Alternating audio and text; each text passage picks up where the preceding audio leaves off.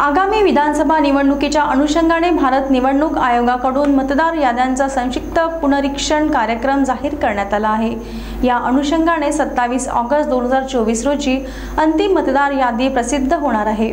मतदार याद्यांच्या संक्षिप्त पुनरीक्षण कार्यक्रमांतर्गत 25 जून ते 1 ऑगस्ट 2024 या कालावधीत पूर्व पुनरीक्षण उपक्रम राबविणे, 2 ऑगस्ट 2024 रोजी छायाचित्र मतदार यादीस प्रारूप प्रसिद्धी देणे, 2 ऑगस्ट ते 16 ऑगस्ट 2024 या कालावधीत दावे व हरकती दाखल करणे, निवडणूक आयोगाने नेमून दिलेल्या दिवशी विशेष शिबिरांचे आयोजन करणे यांचा समावेश आहे।